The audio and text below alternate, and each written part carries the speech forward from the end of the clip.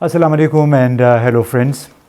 The world is going through a big turmoil, whether it's the Middle East or South Asia, Afghanistan, and particularly Iran right now finds itself in a very complicated situation after the shahadat of former President Raisi. He had just visited Pakistan as well. And the big question right now is, how is Iran positioning itself vis-a-vis other regional powers?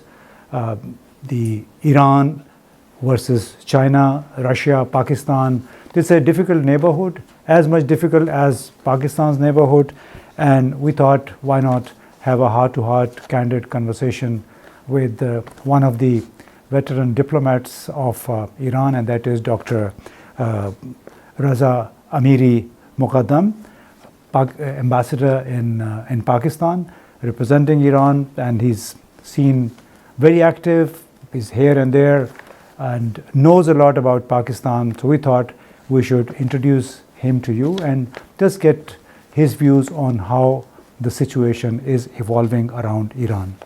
Ambassador, thank you very much for sparing time.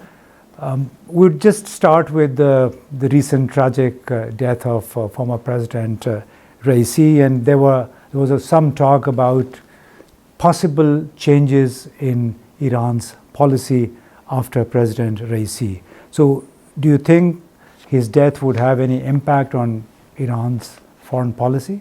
بسم الله الرحمن الرحیم و به نستعین انه خیر ناصر و معین. در ابتدا I extend my sympathies and condolences on the martyrdom of Seyyed Raisi, the honorable president of Iran, and his companions. We lost a president who dedicated his life to serving Iran, extending relations with Islamic countries, and upholding Islamic values. He defended Palestine and stood against the Israeli Prime Minister's genocide, supported by the West. Regarding policy changes, the Islamic Republic of Iran is based on institutions and a constitution. Our institutions, including the judiciary, parliament, and executive, work under the supreme leader's guidance. The High Council of National Security sets overall policy principles, which cannot be compromised. While President Raisi may have had different approaches, the basic principles remain the same. The transfer of power from one president to another does not depict changes in existing policy. So are you suggesting that as Iran heads into the presidential elections, there is no fear of any pro-US, pro-West leader getting into the president's house in view of the debate that is going on whether to engage with the United States and its allies or not? Iran's structure, constitution, and institutions, including the Expediency Council, Guardian Council, Supreme Leader, and High Council, ensure a president cannot be inclined towards the U.S. The people's presence in the political arena protects the regulation. For 40 years, the Islamic Republic of Iran has resisted imperialism, led by the United States. Despite efforts to weaken Iran, it has made significant achievements, which are perceived as threats by these powers. However, we are not a threat to anyone. Our system, under the Supreme Leader's guidance and the people's presence, ensures our stability and security. Well, that's good to know. There is so much belief in the state structures. Now, what is the status of relations with Pakistan? President Raisi made some big strides, and everybody was very excited when he was here. So do you think his departure from the world would have any impact on relations between the two countries? The relations between Pakistan and Iran are excellent and thriving, with no historical or territorial disputes between them. While foreign elements may have attempted to create disturbances, the two nations enjoy a shared history and civilization, and their relations are flourishing across all areas, including the economy. This year, their trade volume has reached $3 billion, and considering indirect trade, it's estimated to be twice that amount. During President Raisi's visit, a target of $10 billion in trade was set. The warm welcome extended to him by the government and people of Pakistan, and the grief shown after his passing, demonstrate the strong foundation of their relationship. We hope to move forward without any gaps or problems. With bilateral cooperation at regional and international levels, and flourishing economic and cultural ties, several agreements were reached during his visit, and a high-ranking Pakistani delegation recently discussed their implementation, which will further boost relations. That's very good to hear. One big issue that has remained a point of discussion between the two countries is the gas pipeline.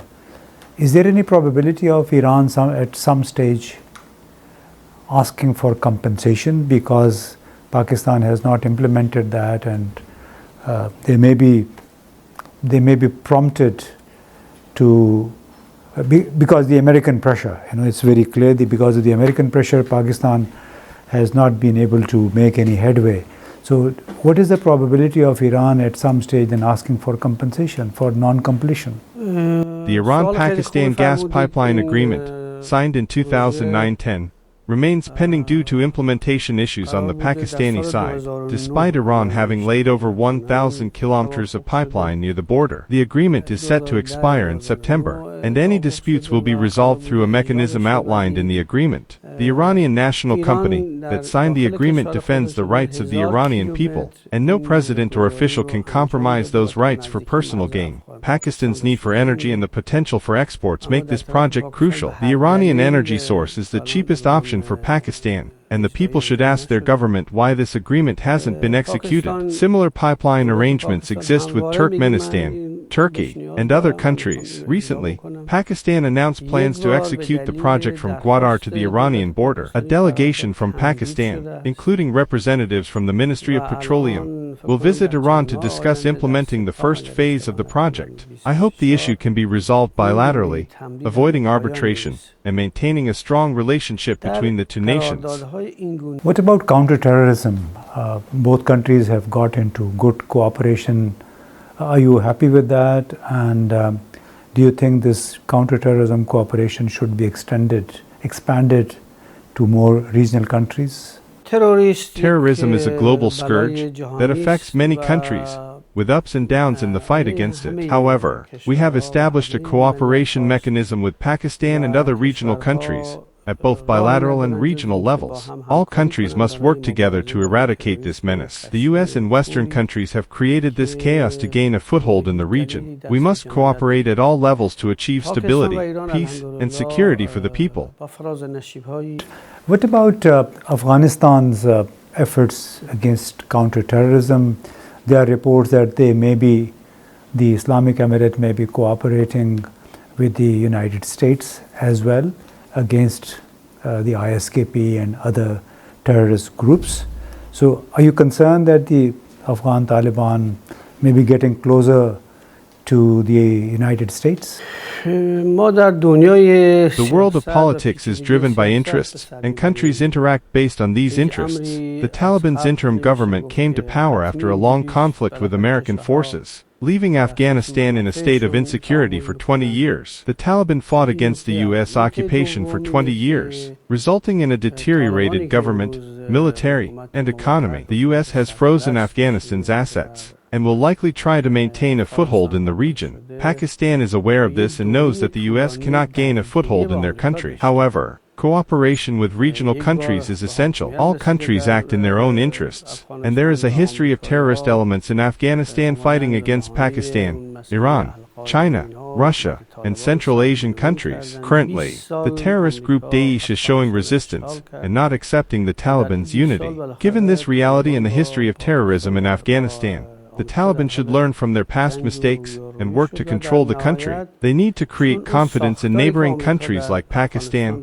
Russia, and China, and cooperate with regional countries to boost trade, cultural exchange, and other activities. This will provide peace and security to the people of this region, rather than exerting energy to fight terrorism. There is some people in Pakistan think that because of close relations with India, Chabahar Port, and also commercial relations, Iran may be pursuing a policy which is at the cost of Pakistan.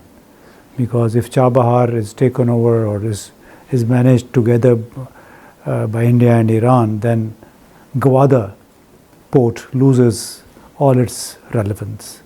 So do you agree with this, and how can Iran allay those fears in Pakistan? The Chabahar Port is a free trade zone that offers investment opportunities to all countries, enhancing regional trade. It boasts access to the Indian Ocean and can accommodate large vessels. The port comprises two terminals, Shahid Kalantari and Shahid Beheshti, with India having made limited investments in one of them. Chabahar's infrastructure includes more than 9 platforms capable of handling vessels of 45,000 to 50,000 DWT. And it has a cargo handling capacity of 3 million tons annually. This port serves as a crucial junction, connecting the north-south and east-west trade corridors, potentially boosting trade across the region. Iran and Pakistan, as neighboring countries, have the opportunity to make significant joint investments in this port. During a recent visit by the Iranian president, discussions included establishing a special economic zone at Raymond Port and enhancing connectivity between Gwadar and Chabahar ports. The development of these ports is complementary, with Chabahar acting as an adjunct to Gwadar. By linking Chabahar to Iran's national rail network,